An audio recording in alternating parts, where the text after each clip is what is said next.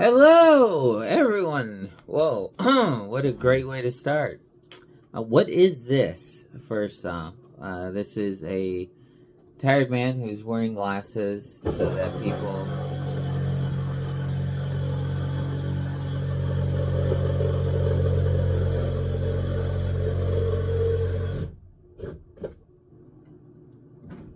Okay. I don't have the energy to restart this video. So, what you hear is what's going to happen. Isn't that great? It's kind of like when you're like chronically sick. There's always something, and it's kind of like a person working on your water heater to see if there's a leak, and there's constantly pounding, and maybe there's some drilling, because those are the comorbidities, the things that really make you sick, that give you all these symptoms that one may call flare-ups. And that's how I would attribute it. It's someone working on your home that is as old as you are, drilling and trying to find where's the leak. So where's the leak? Okay. I'm good. Don't worry. Please don't worry. This is my mask that I wear out in the world. It's a zebra mask because I'm a zebra, right? So, okay, what is this? This is called Let the Dice Decide. Whoa! Jeez. Gotta let me know when these graphics fall, because if I don't know, like, what could happen if oh god, excuse me. Don't worry, I'm not sick. I am. More on that later. So, I have not been on social media like this in a very long time. Oh, yeah, what's Let the Dice Decide? Let the Dice Decide is me trying to do these kind of videos more, or funny animations, or whatever I'm doing. And the essence of comedy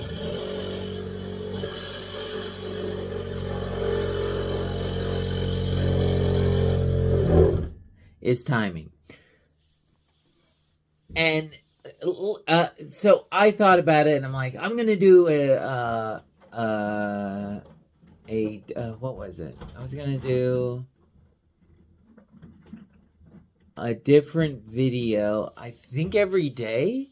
And then I thought, no, that's crazy. I can't do that. So then I was like, oh, I'll do one once a week. That's also really tough for me. So then I said, okay, if I promise to do one Friday, can I get one out on Monday? And the first die was cast. Each number on the die represents how long that video will be. The timer's already started on this one, because lo and behold, the first die and number I rolled was a 17. I'm using a 20-sided die to determine how long each of these weekly videos are. And it's not always going to be like this, me talking, but for 17 minutes, I thought that's something I can do. So what has life been like? Well, Oscar, right here, will tell you it's been hard. Yeah, I know. Sorry, buddy. 2024 was one of the most difficult times of my life. And there's no way to really sugarcoat that. It was the hardest thing that I've gone through since surgery. And it was all mostly health related. I really let myself down as an individual. I've always been very... Me and body weight have been complicated, if that makes sense. And is it like body image? Is it body dysmorphia? Kind of, but those are both not undiagnosed. So it's the Wikipedia version of that. I don't think it's hypochondriac or that falls under those kind of things. And it might actually be related to the other illnesses that I have that I didn't know of when I was younger.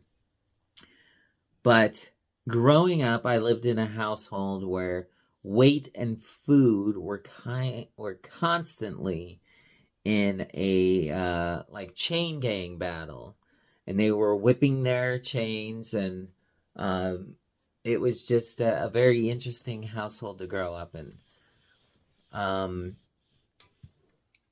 Has it changed me into who I am today? I'm constantly going to be doing this. That's just me getting rid of messages so I can see where I'm at. And it's only 5 minutes and 32 seconds.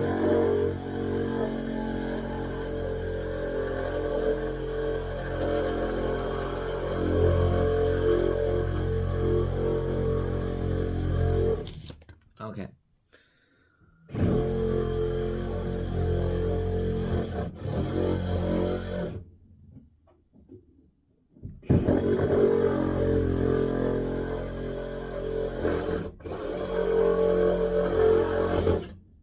So, you're probably thinking,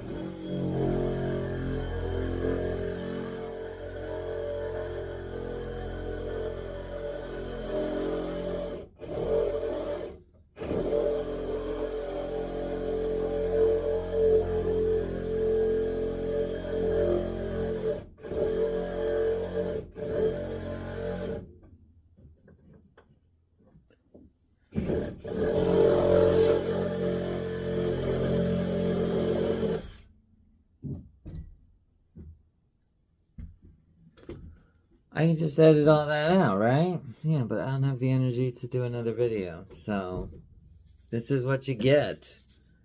What is going on with this? There, that kind of works? I don't know. That works. So yeah, I've always been kind of like concerned about my weight, but like I was never like on a diet. I was never, couldn't really exercise, especially growing up. Because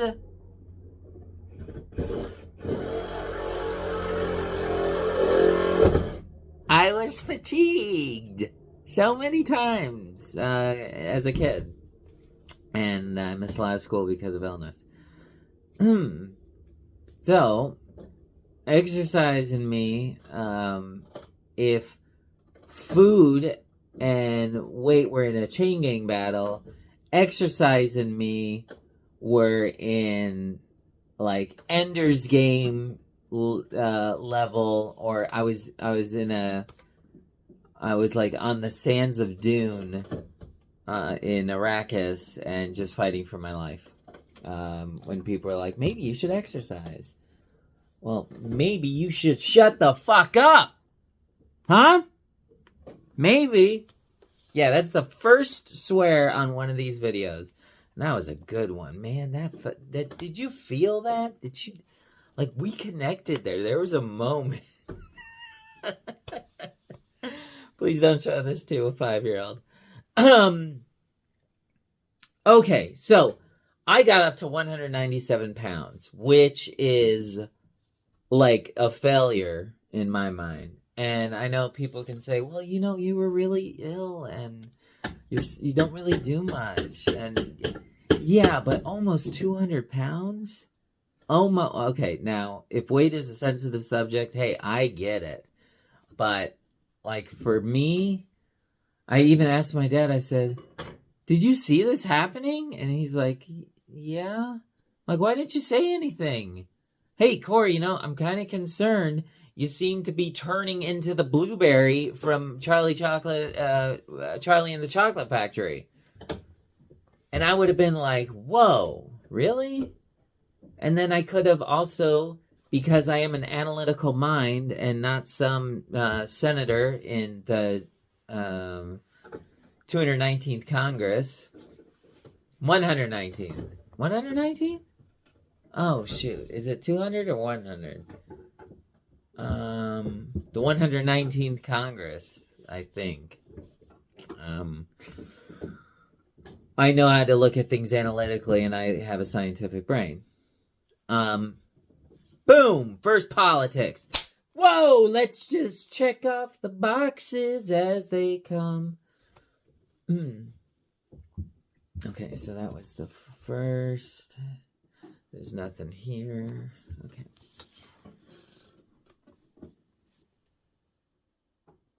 I couldn't believe it though. 197 pounds. I am 174 right now. But before getting really ill, 4 years ago, well, I was 144. Take that for what you will. Okay.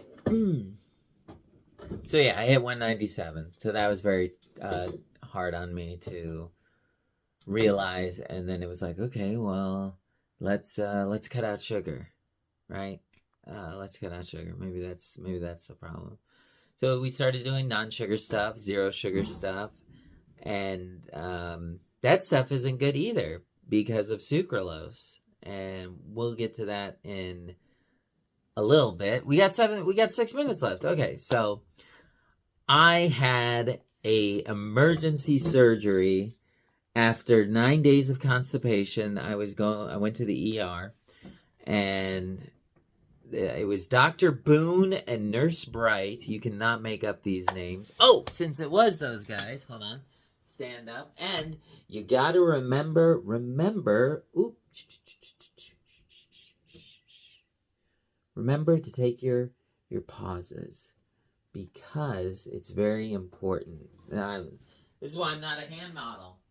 Okay, so how do I get through things? Usually with humor. But I'm a man of many hats. So I had Dr. Boone and Nurse Bright. And I mean, like, that sounds like something either out of a Stephen King novel, or a like one of those old time westerns that was like 3.5 hours, and people say like, oh yeah, I saw the whole thing, it was great. They really probably walked out like maybe, hour and a half into the movie, because back then in the 50s, people were dying from over being overly radiated. Wow, look at that. Jesus. Okay, there we go. Now I look like one of those guys from Prospector. I lost my gallbladder.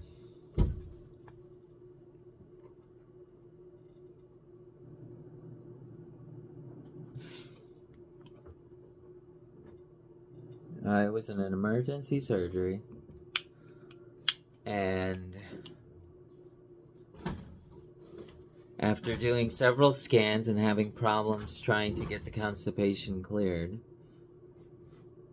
the doctors, after the CT scan, found a shadow, which led to ultrasound around the pancreas, liver, and gallbladder part of the body.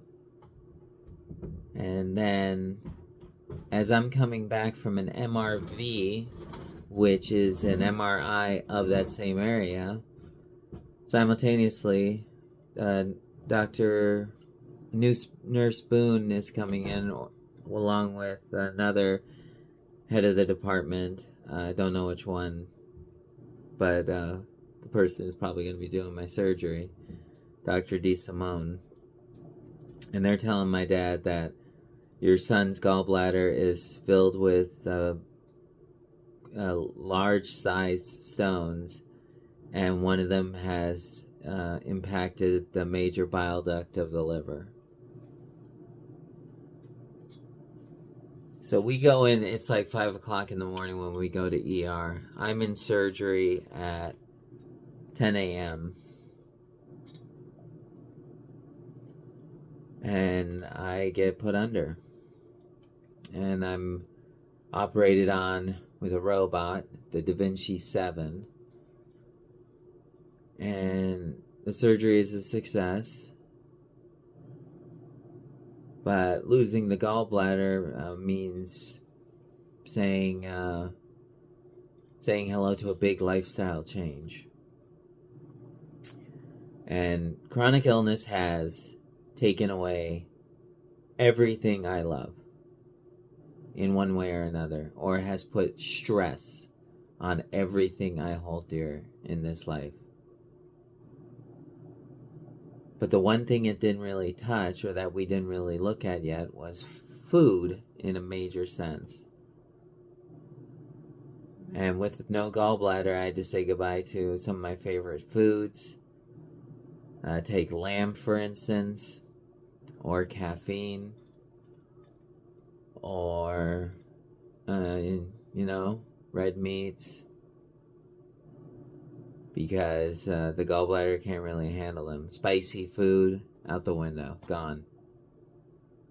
And I don't really, like, some people say, like, oh, well, there are a lot of cases where these foods can come back in small amounts. But I already have so much wrong with me that it's most likely not going to be able to come back. Now, luckily, I've already done milks, like dairy substitutes, most of my life. So saying goodbye to dairy, not that hard. Saying goodbye to pizza, yeah, that's hard.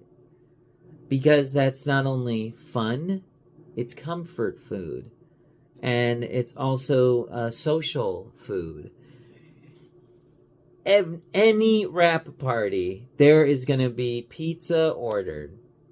You bet your bottom dollar that there is. And yeah. Oh, also, never put a hat, because I'm next to the kitchen table. You never want to put a hat on a table. It's bad luck in an Italian household.